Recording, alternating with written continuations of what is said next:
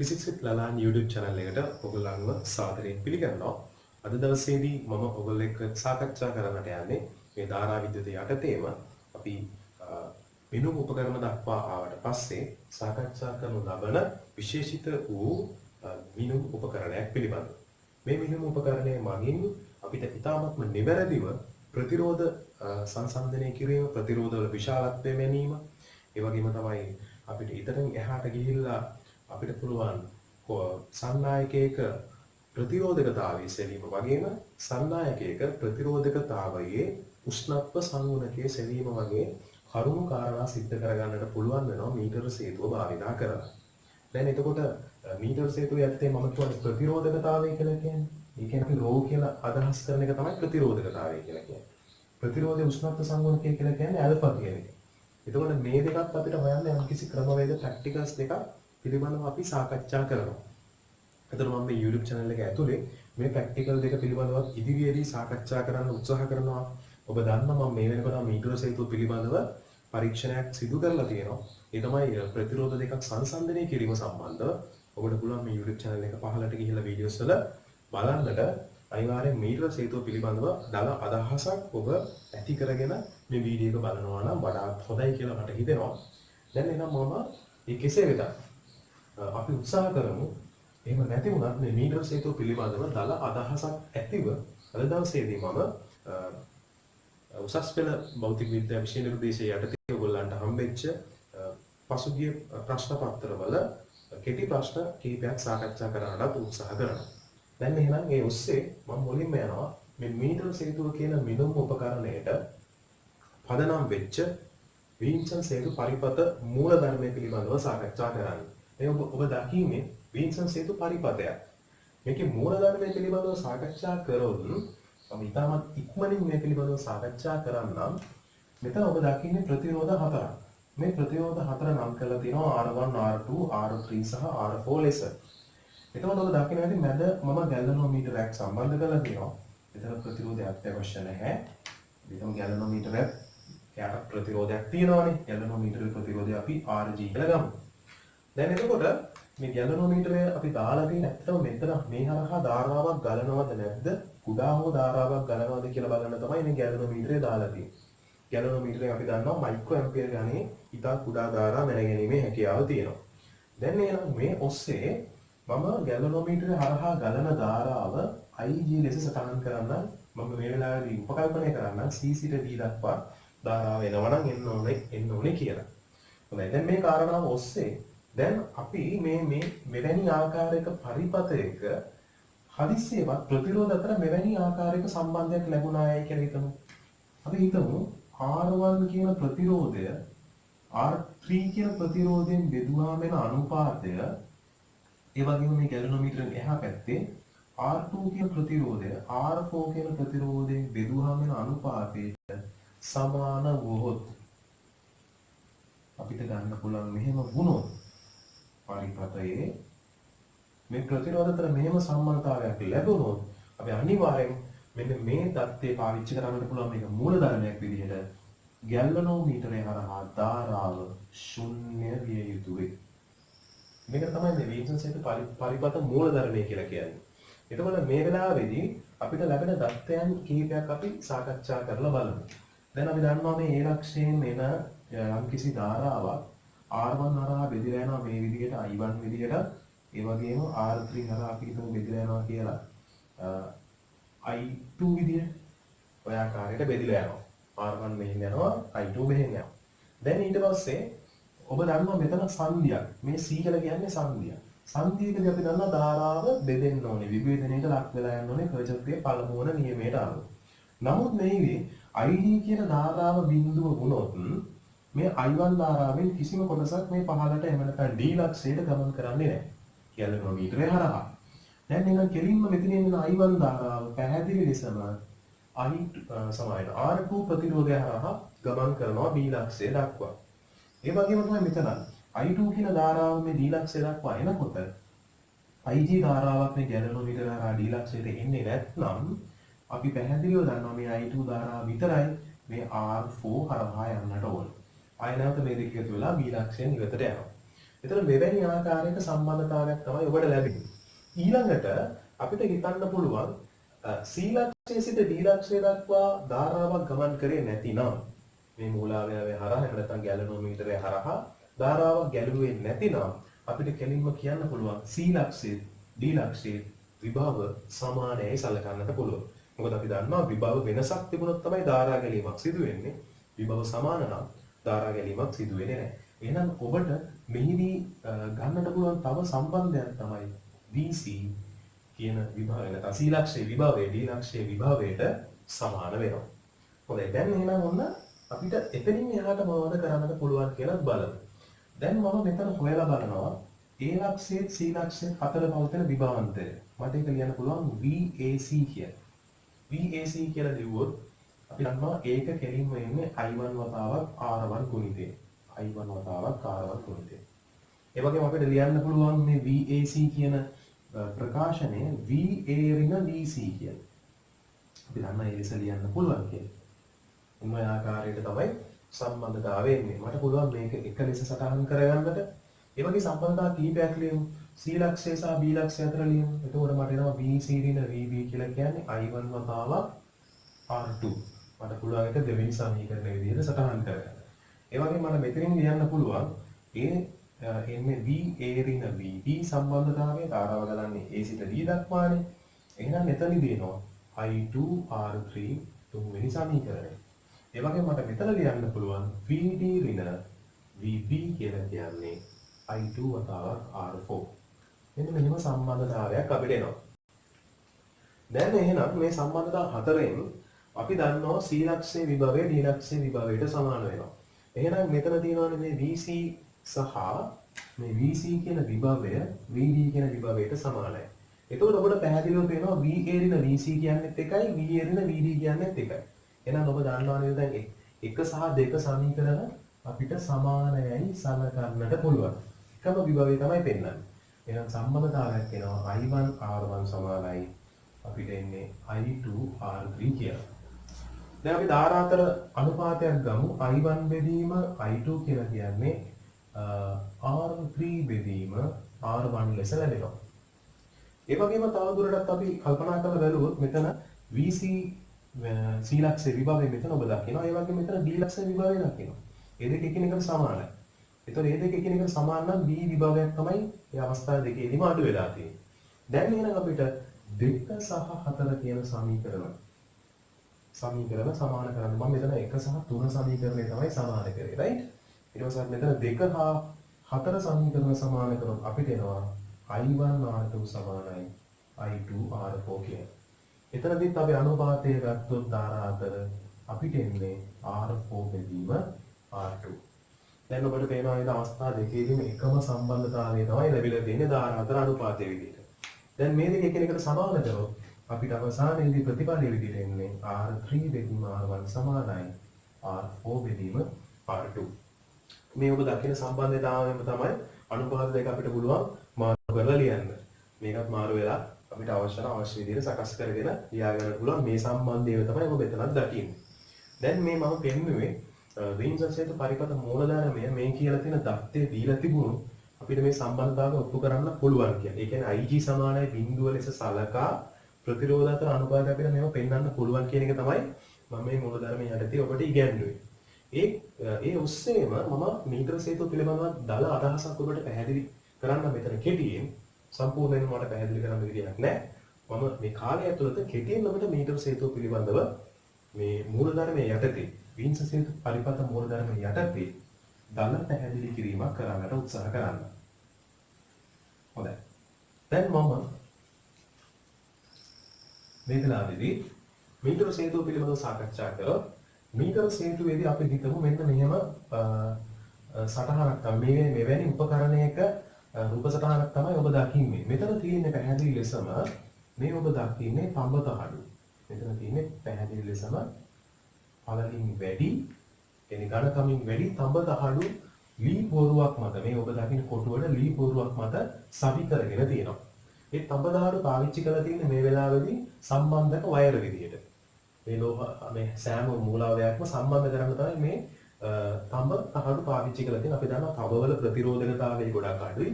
ඒක නිසා මේ සම්බන්ධක ලෝහවල ප්‍රතිරෝධය අඩු වෙන විදිහට තමයි කොප තහඩු අරගෙන තියෙන ඝනකම වැඩි. එතකොට මම මෙතනින් අරන් තිනවා සංසන්දනය කරන්න ඕන ප්‍රතිරෝධ දෙක R1 සහ R2 මෙන්න මේ හිදස් දෙක අතරට සම්බන්ධ කරලා තියෙනවා. දැන් ඔබ දැක්කම කලින් මම ගත්තු පරිපතයේදී මේ විදිහටම තිබ්බේ මෙතන R1 R2 R3 R4 මේ මැද ගැලනෝමීටරයක් මම තියලා තිබුණා මේ ආකාරයට. ඒ ඔස්සේම තමයි මම මෙතනදී R1 R2 මේ පරිපතයට යොදලා තියෙන්නේ. ඊළඟට ඔබ දකින්න ඇති මේ මැද්දෙන් ආපු ගැලනෝමීටරය වගේම මෙතනිනුත් ගැලනෝමීටරයක් ඇවිල්ලා තියෙනවා. ඒ ගැලනෝමීටරයේ ශ්‍රේණිගත ප්‍රතිරෝධයක් යොදලා තියෙනවා. ප්‍රතිරෝධයට සමාන්තරව අතර ස්විච් එකක් යොදලා තියෙනවා. එතන ඔබ දකින්නේ මෙන්න මෙවැනි ආකාරයක සම්බන්ධයක්.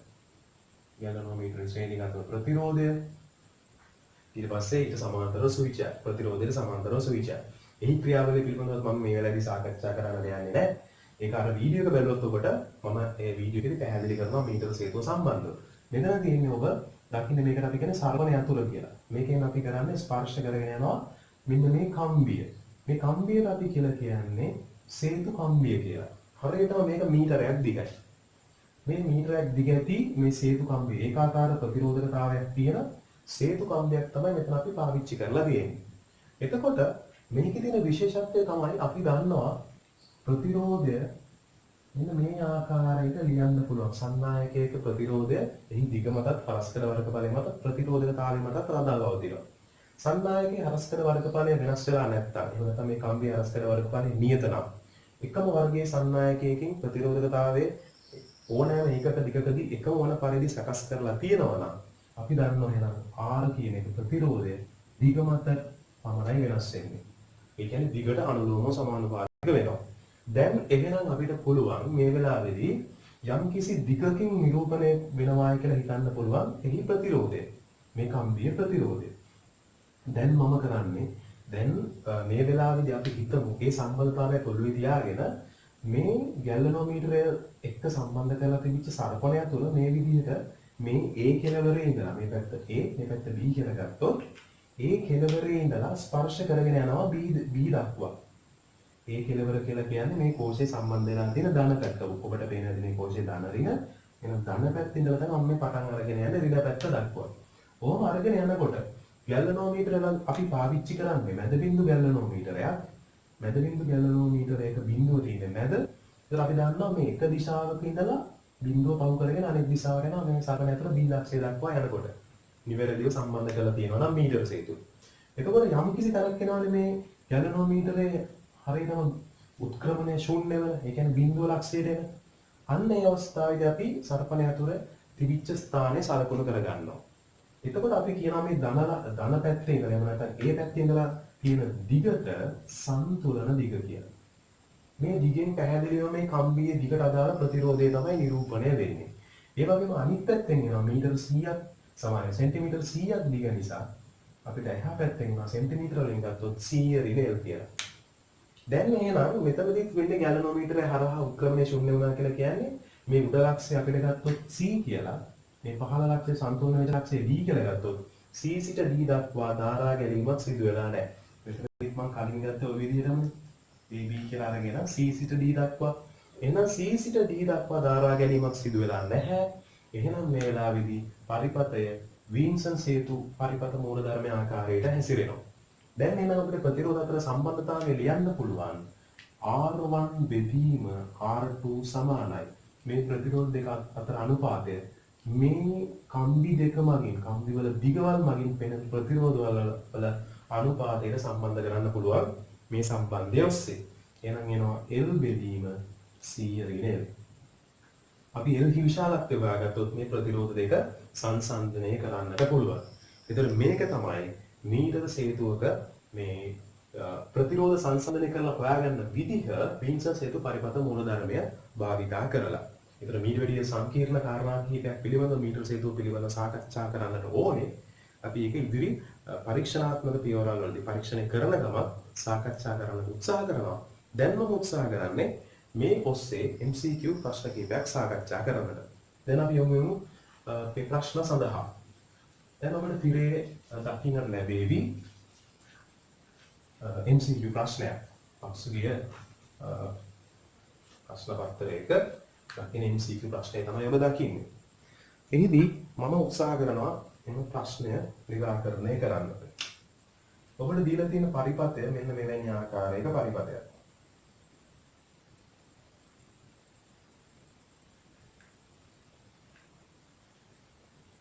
හොඳයි. මෙවැනි ආකාරයක පරිපථයක් මෙතන 4යි යෝ. මෙතනත් ඔබ දකින්නේ 4යි යෝ, 2යි යෝ, 3.6යි යෝ, 2යි යෝ, මේක x ලක්ෂය කියලා දීලා තියෙනවා. මෙතන y ලක්ෂය කියලා දීලා තියෙනවා. මෙතන 1.8යි යෝ, මෙතන 1.2යි යෝ. මේ ආකාරයට තමයි දීලා තියෙන්නේ. මොකද මෙතන කියන්නේ දී ඇති පරිපථයේ x සහ y අතර සමක ප්‍රතිරෝධය බඳුයේ කියලායි කියන්නේ. දැන් අපි බලන්න ඕනේ x ලක්ෂය මෙතන තියෙනවා, y ලක්ෂය මෙතන තියෙනවා. අපිට මේක ඉතා ඉක්මනින් සුළු කරගන්නට පුළුවන්. මේ පරිපථය අපිට මනෝමයෙන් හිතලා ගන්නට පුළුවන්. එහෙම නැත්නම් අපිට හිතන්න මෙතන 3.6 ඕම් මැද්දේ තියෙන ප්‍රතිරෝධය බවට පත් වෙනවා. මේ ලක්ෂය අපිට C සහ D කියලා ගත්තොත් අර AB කියලා කියන්නේ දැන් XY. මේ පැත්තේ මේ ප්‍රතිරෝධය අපිට දෙනවා ශ්‍රේණිගතයි. 1.8 2.2 එකතු වුණොත් අපි දන්නවා එතන දෙන්නේ 3යි ඕම්. උඩින් එනවා 2යි ඕම්. ඒ වගේම මෙතන තියෙනවා 4යි ඕම් ප්‍රතිරෝධයක්. මෙතන 2යි ඕම්, මෙතන 4යි ඕම් ප්‍රතිරෝධයක්. මෙතනින් අපිට පේනවා 4 ධන 2 ශ්‍රේණිගත නිසා y සිට d දක්වා මෙතනින් එනවා 6යි ඕම්. දැන් ඔබට පේනවා ඇති පරිපථය මෙන්න මේ ආකාරයට සුළු වෙලා තියෙනවා. දැන් අපිට පුළුවන් නේද මේක අනුපාතයක් තියනවාද කියලා බලන්න. මේ 3.6ට එහා පැත්තෙන් තියෙන ප්‍රතිරෝධ දෙක අතර අනුපාතය ගත්තොත් 2 බෙදීම 3. අපිට එන්නේ මෙතන අනුපාතය 2 බෙදීම 3යි. එහා පැත්තෙන් ගත්තොත් 4 බෙදීම 6යි සුළු වුණොත් එන්නේ 2 බෙදීම 3යි. ඒ කියන්නේ අනුපාතයන් දෙක සමානයි කියලා කියන්නේ මේක වින්සන් සේතු පරිපථයක් ආකාරයට හැසිරෙනවා. එහෙනම් මේ මැද තියෙන 3.6 ඕම් හරහා ධාරා ගැලීමක් සිදු වෙන්නේ නැහැ. ධාරා ගැලීමක් සිදු වෙන්නේ නැත්නම් ඒක ප්‍රතිරෝධයක් බවට පත් වෙන්නේ නැහැ. අපි ඒක අයින් කරලා දාන්න පුළුවන් පරිපථයෙන්. එහෙනම් පරිපථය දැන් මේ ආකාරයට හැඩගෙන එනවා. මෙතන තියෙන්නේ 2යි 4යි 3යි 6යි y සහ x අතර අපිට පරිපථය ඉතා ඉක්මනින් සුළු කරන්නට පුළුවන්. මේක ශ්‍රේණිගත නිසා අපි දෙනවා එතන විශාලත් එකතු වුණාම 6යි, පල්ලෙහින් එනවා 9යි. මේ ආකාරයට සුළු වුණා. දැන් එහෙනම් අපිට තියෙන්නේ මේක සමාන්තරගත නිසා තනි ප්‍රතිරෝධයේ විශාලත්වය වැඩි. ගුණිතය අපි බෙදනවා එකතුවෙන්. එතන අපි දන්නවා මෙතන ඉන්නේ 54 බෙදීම 15 කියලා විශාලත්වය. දැන් අපිට මේක තුනෙන් සුළු කරන්නත් පුළුවන්. අපි විශාලත්වය බැලුවොත් එහෙම මෙතන ඉන්නේ 45යි. ඒ කියන්නේ 3යි 45යි 9ට 3.6යි ඕම් කියලා විශාලත්වයක් තමයි එන්න ඕනේ. ඒ කියන්නේ පිළිතුර එකට උත්තරය 2 කියලා තමයි ලැබෙන්නට ඕනේ. මේ විදිහට අපිට පුළුවන් 1984 මීටර සේතු සම්බන්ධව ආපු ප්‍රශ්නය විසඳ ගන්නට. දැන් මම යනවා 1986 ප්‍රශ්නය විසඳන්න. දැන් අපි උත්සාහ කරමු එහෙම ප්‍රශ්නයක් විසඳ ගන්නට. පරිපථය ඔබට දැන් දැක ගන්නට පුළුවන් වෙයි. තිරය මත මෙන්න මේ ආකාරයට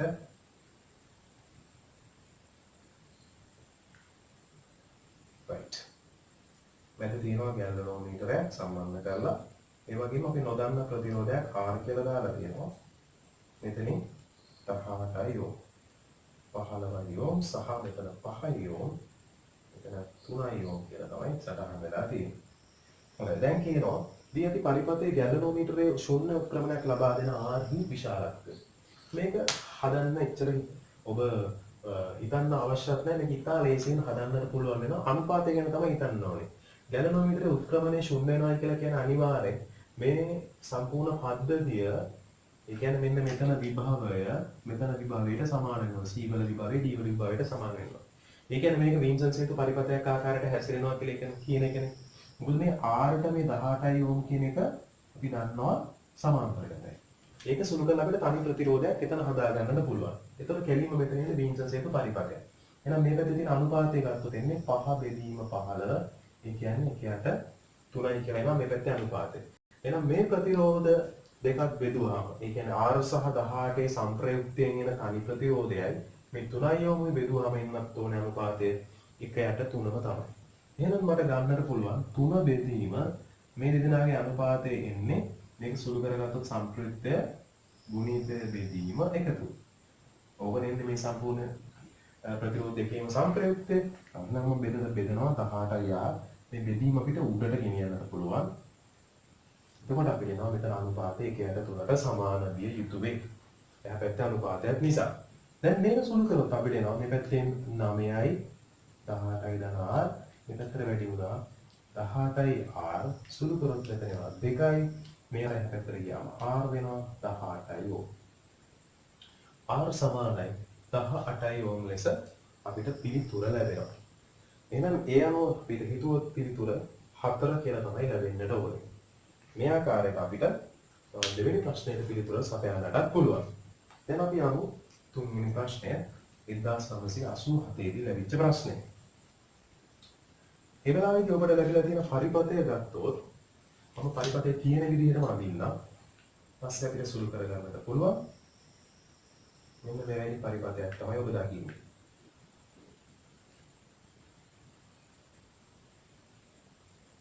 right. A B C කියලා ලක්ෂ දෙකක්.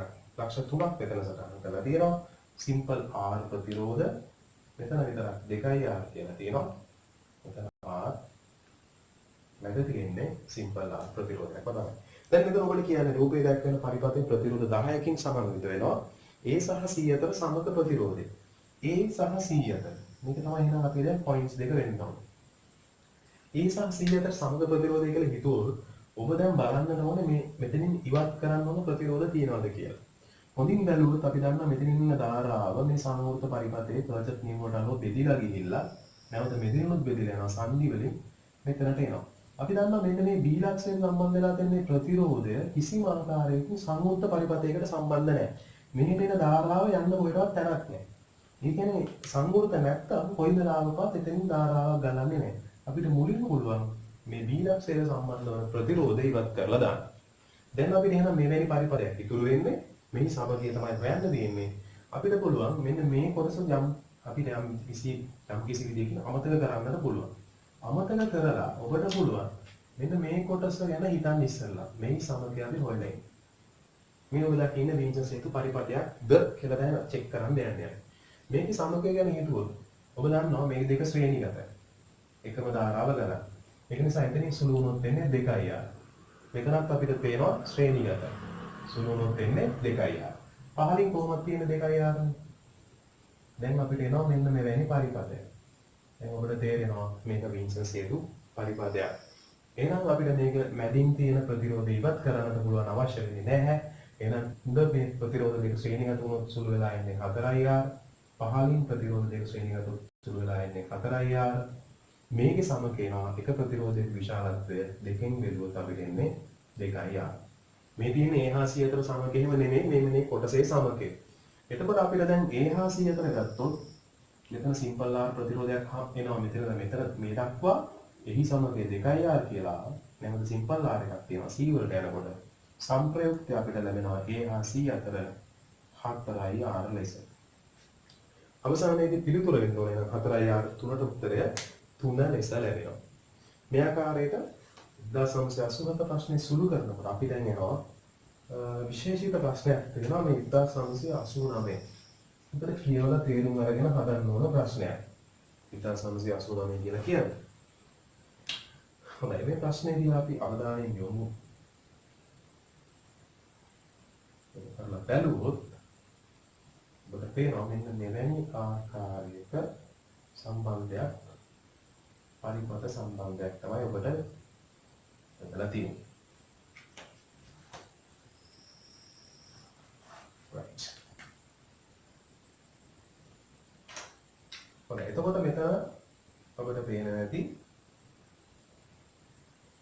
මෙවැනි ආකාරයක සම්බන්ධතාවයක් තියලා තියෙනවා. P සහ R ලෙස. හොඳයි. මෙතන X සහ Y. මෙතන තියෙන ලක්ෂයක් Q සහ S. ඔය විදිහට තමයි මාක් කරලා තියෙන්නේ. PQRS යනු සමතුලිත වින්සන් සේතු පරිපතය. PQRS ඒ කියන්නේ ඇතුලේ තියෙන ප්‍රතිරෝධ පද්ධතිය ප්‍රතිරෝධ වින්සන් සේතු පරිපතයක ආකාරයට හැසිරෙන විදිහට ඒ කියන්නේ අනුපාත සමාන වෙන විදිහට තමයි සකස් වෙලා තියෙන්නේ. දැන් මොනවද කියලා කියන්නේ ඒ ආකාරයටම pxry කියලා කියන්නේ තවත් සමතුලිත හේතු පරිපථයක්. pxry එළියෙන් තියෙන එක මේ විදිහට ප්‍රතිරෝධ අනුපාත සමාන වෙන විදිහට වීන්ස් හේතු පරිපථයක් ආකාරයට හැසිරෙන විදිහට තමයි තියෙන්නේ. දැන් මොකක්ද කියන්නේ? එක කෝෂයක් තමයි මේ සම්පූර්ණ මේ පරිපථයටම සම්බන්ධ කරලා තියෙන්නේ. දැන් ඔන්න ප්‍රකාශන කිහිපයක් කියනවා.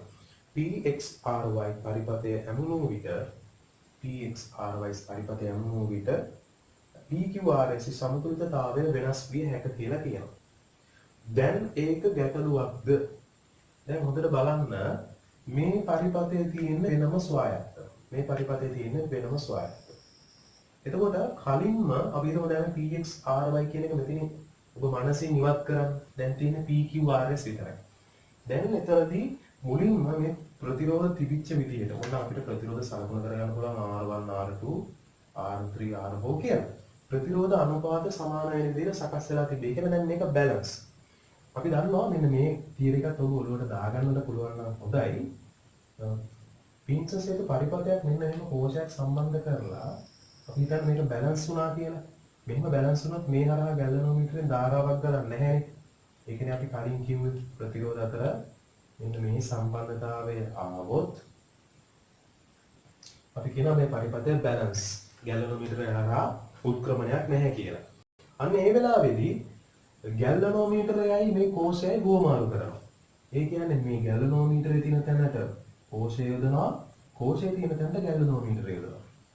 ඒක ඔබට මනසින් හිතන්න පුළුවන් මේ ಗುಣ දේ වෙන මහලකු දෙයක් නෙමෙයි වුනේ. මේ සන්තුලනය වෙච්ච පරිපථයේම කෝෂය ඕනනම් මේ කෝෂය ඇතුළට ඇඳ දෙන්න ඕන කෝෂය එළියෙන් ඇඳ ගන්න ගැලනෝමීටරය ඇතුළෙන් ඇඳ ගන්න. ඒ කියන්නේ මේ අග්‍රයන් මාරු කරපු එක විතරයි කරේ. එතකොට ඔබ මතක තියාගන්න අනිවාර්යෙන් මේ සන්තුලනය වෙලා නම් තිබ්බේ. වින්සසේක පරිපථයක් විදිහට නම් කලින් හැසිරෙලා තිබුණේ. මෙහෙම මේ අග්‍ර මාරු කරා කියලා සන්තුලනය වීමට කිසි බාධාවක් සිදු වෙන්නේ නැහැ. ඒක ඔබ තේරුම් ගන්න ඕනේ. මේ වෙලාවේදී ගැලනෝමීටරයේ උත්ක්‍රමණය බිඳුවක් කියනවා තමයි ලැබෙන්නේ. හරිද? ඒක තියරි එකක් විදිහට ඔබ දැනගන්නට ඕනේ. එහෙනම් මෙතනදී මේ බැලන්ස් වෙලා තියෙන පරිපථයකට තවත් බැලන්ස් වෙච්ච එකක් සම්බන්ධ කරා කියලා ප්‍රශ්නයක් වෙන්නේ නැහැ.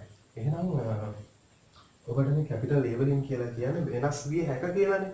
එහෙනම් ඒ පිළිතුර අපිට වැරදි කියලා තමයි ගන්නට වෙන්නේ. ඊළඟට කියනවා x සහ q අතර ගැලනෝමීටරයක් සම්බන්ධ කළහොත් ඒ සෑම විටම ශුන්‍ය උත්ක්‍රමණයක් පෙන්වයි කියලා කියනවා. x සහ q x කියලා q අපි දන්නා එහෙනම් මෙන්න මෙතනට තමයි සම්බන්ධතාවය ගැන කියන්නේ. දැන් මේ පිළිබඳව ඔබ මොකද හිතන්නේ? මේ වෙලාවේදී අපි කියවනේ මෙතන ඉඳලා මෙතනට විභව සමාන නිසා ගැලනෝමීටරෙන් ධාරාවක් ගැලීමක් සිදු වෙන්නේ නැහැ කියලා. මේ මැද ගැලනෝමීටරයක් ඇදලා තිබුණා නම් මේ ලක්ෂය අපි කිව්වා Q කියලා, මේ ලක්ෂය අපි කිව්වා S කියලා. එහෙනම් ගැලනෝමීටරේ මේ හරහා ධාරා ගැලීමක් සිදු වෙන්නේ නැති නිසා අපිට කියන්න පුළුවන් Q වල සහ S වල විභව සමානයි කියලා.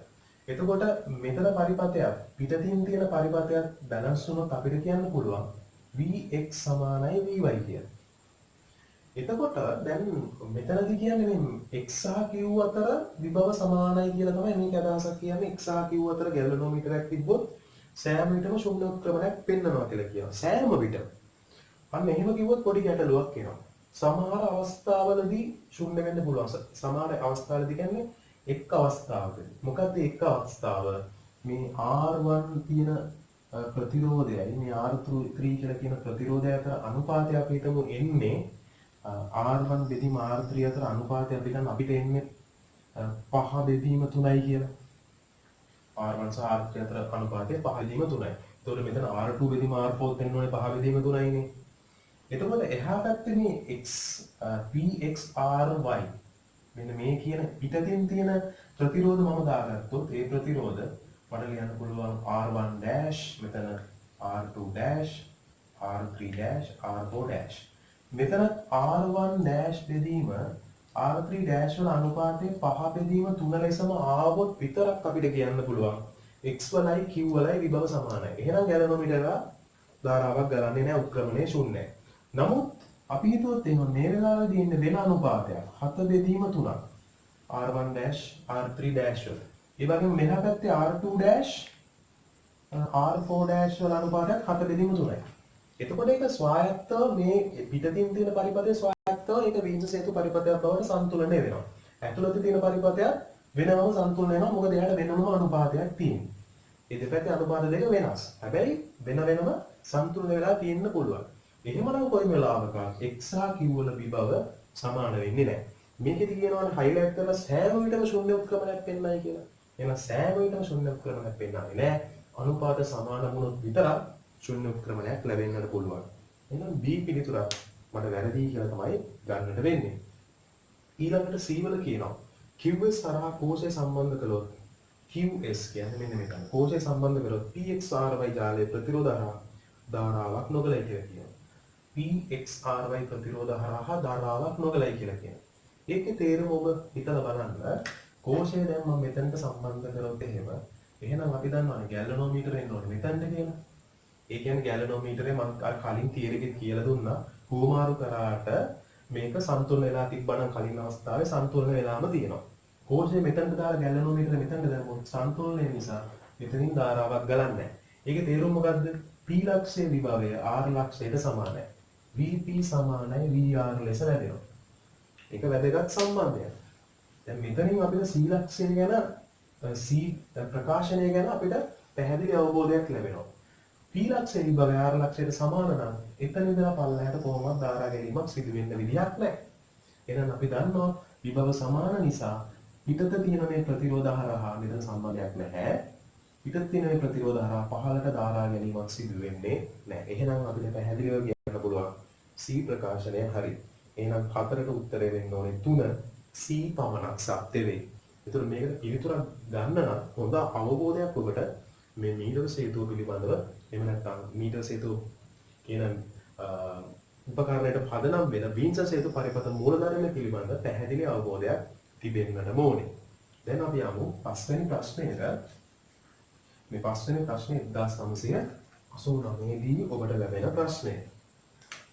මේකත් අපිට ඕනෑ තරම්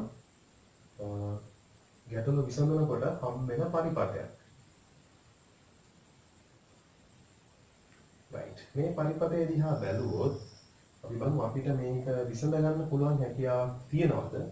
මේ වගේ එකක් දැක්කම බීන්සස් එක පරිපථයක් කියලා අඳුර ගන්න පුළුවන්ද කියන එක තමයි අපි හිතන්නට ඕනේ. සමග ප්‍රතිරෝධය තමයි මේක හොයන්න කියලා තියෙන්නේ.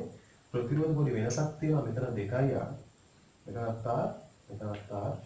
හොඳයි. අපි දකින්න ඕනේ හැම වෙලේම සම්බන්ධතාවය. භෞතික විද්‍යාව කියලා කියන්නේ අපි සම්බන්ධතාවයන් දැකීමනේ. දැන් එහෙනම් මෙතන ඔබට තේරෙනවා ඇති මෙන්න මේ ලක්ෂයෙන් ඉඳලා මේ ලක්ෂය අතර ගත්තොත් නිකන් කම්බියක් තියෙන සම්බන්ධ වෙලා ප්‍රතිරෝධයක් නැහැ. ඒ කියන්නේ විභව වෙනසක් වෙන්නේ නැහැ. මේක එක ලක්ෂයක් විදිහට සලකන්නට පුළුවන්. මෙතනත් ගත්තොත් එහෙමයි මේක එක ලක්ෂයක් විදිහට සලකන්නට පුළුවන්. දැන් එහෙනම් අපිට පුළුවන් මේක ඇඳගන්න මේ විදිහට. මේ විදිහට අරගත්තොත් අපිට පේනවා මෙතන 2 ඕම් ප්‍රතිරෝධයක් මෙන්න මෙහෙම සමාන්තරගත වෙනවා. y වලට යනකොට එතනින් පටන් ගන්න ප්‍රතිරෝධයක් තමයි මෙන්න මෙහෙම r කියලා යන්නේ. right. එතකොට මේ දෙක එකට සම්බන්ධ වෙනකොට එතනින්ම පටන් ගන්නවා මේ විදිහට තවත් r. මේ r එක මෙතන r ට සමාන්තරගත වෙනවා. මෙතන සමාන්තරගත වෙන 2යි. right. හොඳයි. ওই විදිහට ඇවිල්ලා නැවත මේ ලක්ෂය හදනකොට ඒ ලක්ෂයේ ඉඳලා මෙතනට නැවත යනවා r එකක්. ඒ r එක තමයි මේ x වලට සම්බන්ධ වෙන්නේ. මෙතනින් ආපු r එක කෙලින්ම ඇවිල්ලා කනෙක්ට් උනේ මෙතන. මේ පල්ලෙන් ආපු r එක. y වලින් ඉඳලා ආපු r එක මෙන්න මේ ලක්ෂයට තමයි කනෙක්ට් උනේ. දැන් අපිට අඳින්න ඕනේ මේ උඩින් එන x වලින් එන r එක මේ ලක්ෂයට ඇවිල්ලා සම්බන්ධ වෙන්නේ. මම එතකොට ඒක අඳගත්තොත් අපිට එනවා එතනදී ප්‍රතිරෝධය. right. මේ ප්‍රතිරෝධය r කියලා ගත්තොත් මෙතනින් සම්බන්ධලා යන ප්‍රතිරෝධය කෙලින්ම මෙතනට තමයි සම්බන්ධ වෙන්නේ. දැන් අපි කරන්න ඕනේ මේක ඉතා ඉක්මනින් සුළු කරගන්න එක. සුළු කරගන්නකොට අපි බලමු මෙතනින් එනවා මෙතන සුළු කරොත් මේ ප්‍රතිරෝධ දෙක සමාන්තරගතයි. ඉතින් අපිට එනවා r බෙදීම 2ක්. මේ ප්‍රතිරෝධ දෙක සමාන්තරගතයි. අපිට එනවා සුළු කර r කියලා. ඒක ප්‍රතිරෝධයේ විශාලත්වය ගත්තා සමාන්තරගත ප්‍රමාණයෙන් බෙදුවා. r බෙදීම 2යි මෙතන r කියලා ලැබෙනවා. දැන් මේක අපි සටහන් කරගත්තා. දැන් බලන්න මේ පැත්තේ x තියෙනවා. අපි ගමු මේ පැත්තේ y තියෙනවා. දැන් අපි බලන්න මෙතනින් එනවා r එකක්. right. මෙතනින් r බෙදීම 2ක්. මෙතනින් සම්බන්ධ වෙනවා r ප්‍රතිරෝධයක් විශාලත්වය. අය නැවත කෙලින් යනවා මෙතනින් මේ විදිහට y ලක්ෂයට r එකක්. මෙතනින් සම්බන්ධ වෙනවා නැවත r එකක්. දැක්ක ගමන් තේරෙනවා නේද මේක වින්සන් හේතු පරිපථයක් කියලා. ඔබට බලන්නට පුළුවන් මේ තමයි C ලක්ෂය, මේ තමයි D ලක්ෂය. මේ තියෙන බැද සම්බන්ධ වෙලා තියෙන x වලින් මෙතනට C වලට යනවා, x වලින් D වලට යනවා. ප්‍රතිරෝධ දෙකක් අනුපාතය R බෙදීම R. ඒ වගේම C වලින් y වලට D වලින් y වලට අනුපාතය R බෙදීම R එකයි. දැන් එහෙනම් මේ මැද තියෙන R බෙදීම දෙක කියන ප්‍රතිරෝධය ඉවත් කරලා දාන්න පුළුවන් බැලන්ස් නිසා. දැන් අවසානයේදී මෙතන අපිට සම්බන්ධතාවය වෙනවා මම මෙතනින් අඳින්න ඒ වෙලාවේදී උඩින් එනවා 2R එකක් ප්‍රතිරෝධය පහලින් එනවා එතනින් 2R අවසානයේදී සමකය ඔබට ලැබෙනවා x සහ y අතර R කියලා. අවසානයේ සමකය පිළිතුර ලැබෙන්නේ R ලෙස. එහෙනම් ওই විදිහට තමයි අපි පස්වෙනි ප්‍රශ්නය විසඳා ගන්නට ඕනේ. අපි යමු 6 වෙනි ප්‍රශ්නය දක්වා.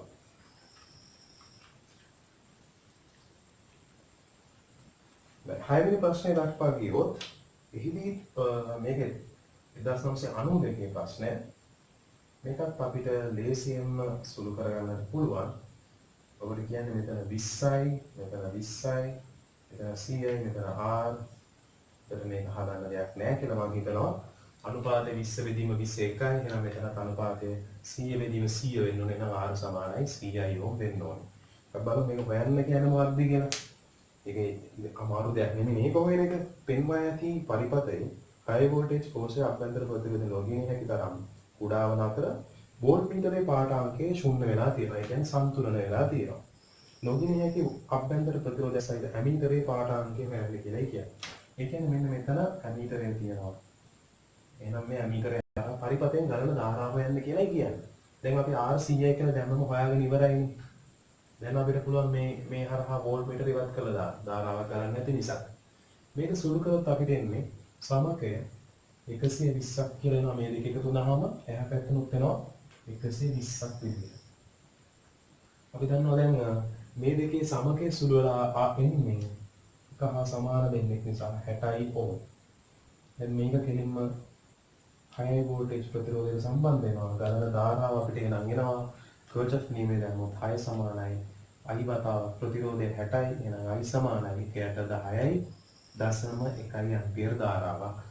එහෙනම් අපි දන්නවා මීටර හරහා ගලන්නේ 0.1 ඇම්පියර් ධාරාවක්. එවැනි පිළිතුරක් අපිට හම්බ වෙනවා 6 වෙනි ප්‍රශ්නේට 3 වෙනි පිළිතුර.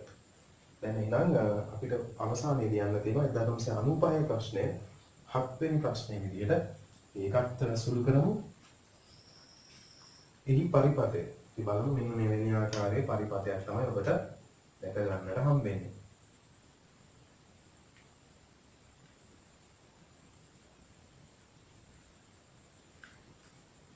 කෝෂයේ විදුත්කාමක බලය ඔබට දීලා තියෙනවා 2 වෝල්ටේජ් කියලා. මෙතන ප්‍රතිරෝධ සම්බන්ධ වෙන්නේ 3 ඕම්, 9 ඕම්, 12 ඕම්, 12 ඕම්, 4 ඕම්, 10 ඕම් සහ මෙතන 2 ඕම්. හොඳයි මෙවැනි ආකාරයේ සම්බන්ධයක් තමයි තියෙන්නේ. මෙතන මේ කෙටි ඉරක් මේ රූපසංගය බැඳිලා තියෙනවා. මෙතන සම්බන්ධයක් වගේ. එවැනි සම්බන්ධයක් මම හිතනවා එහෙම සම්බන්ධයක් මෙතන කීන විදියක් නැහැ කියලා. අපි බලමු මේක කියන්නේ ඉහත පරිපථයේ 10 ඕම් ප්‍රතිරෝධයේ තාපයක් නොයිපදවන්නේ R කුමන අගයක් සඳහාද? 10 ඕම් කියලා කියන්නේ මැද ප්‍රතිරෝධය. එහෙම කියපු ගමන්ම අපි දන්නවා මේ ප්‍රතිරෝධයක් කරා තාපය ඉපදෙන්නේ අර තාපය සම්බන්ධ සමීකරණ තාපය උත්සර්ජනය වෙන ක්ෂමතාවය සම්බන්ධ සමීකරණයේ තියෙන P = I වර්ග R. එහෙනම් මේ සමීකරණය හිතන්න පුළුවන් මේ ප්‍රතිරෝධයක් කරා ධාරාවක් ගැලුවේ නැත්නම් I = බිඳුව නැත්නේ ක්ෂමතාවයක් නැත්තේ ඒ කියන්නේ තාප ශක්තියක් උපදවන්නේ නැත්තේ එහෙනම් මේ හරහා ගණන ධාරාව බිඳුවක් වෙනවා. ඒ කියන්නේ මේ පරිපථය මෙන්න මේ කොටස අපි මෙතනින් වෙන් කරලා ගත්තොත් මේ කොටස බීන්සන් හේතු පරිපථයක් ආකාරයට හැසිරෙන්නට ඕනේ. එහෙනම් අපි සුළු කරලා බලමු. මෙතන සුළු කරොත් අපිට එනවා 3 ඕම් ප්‍රතිරෝධයක්. ඒ වගේම පහලින් අපිට එනවා සුළු කරොත් මෙතන 6 ඕම්. මෙතන තියෙන ඒකට 10 ඕම්. මෙතන සුළු කරොත් අපිට එනවා 9යි 12යි එකතු වුණාම 21යි ඕම්. මෙතනින් අපිට එනවා 12යි ඕම්. දැන් අපි බලන්න ඕනේ මේක අනුපාතය සමාන වෙනවද කියන එක තමයි බලන්නට ඕනේ. right? හොඳයි. එතකොට මම හිතන්නේ දැන් මම අර කියපු ගැටලුව තියෙනවා. මේක කොයි වෙලාවකත් අනුපාතය සමාන වෙන්නේ නැහැ. 21 බෙදීම 12 3 බෙදීම 6ට සමාන වෙන්නේ නැහැ. ඒ කියන්නේ මෙතන තියෙන ගැටලුව තමයි මේ රූප සටහනේ පොඩි ගැටලුවක් තිබිලා තියෙනවා ප්‍රශ්නේ. මෙතන සම්බන්ධතාවයක් පිළිලා තියෙනවා. ඒ කියන්නේ මේ 12 යොමුට R කියන එක සමාන්තරගතව තමයි තියෙන්නේ. දැන් එහෙනම් අපිට පුළුවන් මේ ප්‍රශ්නේ විසඳන්නට අපිට මෙන්න මේ විදිහට. ඉස්සෙල්ලා අපි කරන්න ඕනේ මේ 12 සහ R ගේ සමකය හොයාගන්න. මොකද මේ දෙක කෙලින්ම අපිට පේනවා සමාන්තරගත සම්බන්ධයක් තියෙන 12 සහ R අතර. එහෙනම් අපි දන්නවා ගුණිතය බෙදීම එකතුව තමයි යාගේ සමකය. මේ දෙදෙනා වෙනුවට තනි ප්‍රතිරෝධයක් විදිහට මේ 12 වෙනුවට දාන්න පුළුවන්. 12 සහ R වෙනුවට දාන්න පුළුවන් 12යි R බෙදීම 12 ධන R විදිහට. එහෙනම් දැන් අපි දන්නවා එහි සමකය එකතු වෙන්න ඕනේ මේ 12ට. ඔබ හොඳට හිතලා බලන්න. දැන් මම මේ තියෙද්දිම පරිපතේ වෙනස් කරනවා. මේ දෙදෙනා වෙනුවට තනි ප්‍රතිරෝධය අපි හිතමු දැන් එන්නේ මෙන්න මෙයා කියලා. දැන් මෙයා තමයි තනි ප්‍රතිරෝධය බවට වෙන්නේ මෙතන ප්‍රතිරෝධය. ඒතර මේ සම්බන්ධය කෙලින්ම අපිට එනවා මෙන්න මෙතන. මේ සම්බන්ධය මෙතනට සම්බන්ධයි. දැන් මේ තියෙන්නේ 12යි R බෙදීම 12යි ධන R. දැන් එහෙනම් අපි දන්නවනේ මෙතනින් මේ දෙන්න ශ්‍රේණිගතයි. එකම ධාරාව ගලන්න. මේ දෙන්නත් ශ්‍රේණිගතයි. දැන් එහෙනම් අපිට පහළට එන්නේ ඉහළට එන්නේ 9යි යෝ. ඉහළට 9යි පහළට එන්නේ 12 ධන 12යි R බෙදීම 12 ධන R ඔන්න මේ විදිහට. දැන් එහෙනම් දන්නවනේ මේක වින්සන් සේතු පරිපතයක් නම් මේ අර ධාරාවක් ගලන්න නැත්තම් මේ අනුපාත දෙක සමාන වෙන්න ඕනි කියලා. කෝෂයේ විශාලත්වය අපිට වැදගත් වෙන්නේ නෑ දැන්. එහෙනම් අනුපාත දෙක සමාන වෙනවා නම් 3 බෙදීම 6යි. එතන 9 බෙදීම 12 ධන 12යි R බෙදීම 12 ධන R. ඔය විදිහට තමයි දැන් ලැබෙන්නේ. අපිට මේකේ පොදු හරයක් ගන්න පුළුවන්. මෙතන සුදු කරත් අපි දෙනවා 2යි. මේ පැත්තට වැඩිමොත් වෙන්නේ 18යි. මේ සෙට් එක මම මේ පැත්තට වැඩි කරමු 12 ධන 12යි R බෙදීම 12 ධන R. සාමාන්‍ය සුළු කිරීමක් තියෙන්නේ 12 මෙහා පැත්තට ගියොත් මෙතන සුළු කරපුවම 6ක් වෙනවා 12යි R බෙදීම 12 ධන R 18න් 12 ගියාම 6යි කියලා තමයි ලැබෙන්නේ. දැන් එහෙනම් මෙතන සුළු කරොත් මෙතන 1යි මෙතන 2යි දැන් අපිට එනවා මෙතන 2යි R සමානයි එහා පැත්තට වැඩිමොත් 12 ධන R එහෙනම් අපිට කෙලින්ම R කි විශාලත්වය වෙනවා R සමානයි 12යි ඔහොම ලෙස. ඒ කියන්නේ එහෙනම් මේ වෙලාවේදී අපිට පිළිතුර විදිහට ගන්නට වෙන්නේ 7 වෙනි උත්තරය 7 වෙනි ප්‍රශ්නෙට පිළිතුර 5 වෙනි ප්‍රශ්නය ලෙස. එහෙනම් ඔය ආකාරයට මම 1995 ප්‍රශ්නයක් විසඳනවා. මේ ආකාරයට අපිට දින් දිගටම මෙවැනි වූ ගණනය කිරීම සුළු කරන්නට පුළුවන්. මම මේ වෙලාවට උත්සාහ කරේ ඔබට මේ මීටර සේතුවට පදනම් වෙන බීජ සේතු පරිපත මූලධර්මයේ යටතේ අපි කොහොමද කෙටි ප්‍රශ්න සුළු කරන්න කියන කාරණාව පැහැදිලි කරන්න තමයි උත්සාහ කරේ. මම හිතනවා ඔබට මේක ප්‍රයෝජනවත් වෙන්නට ඇති කියලා. අපි ඉදිරියේදී තවත් ධාරා විද්‍යුත් සම්බන්ධ ප්‍රශ්න කිහිපයකට යොමු වෙන්නට උත්සාහ කරමු විවිධ පැතිකඩයන් ඔස්සේ.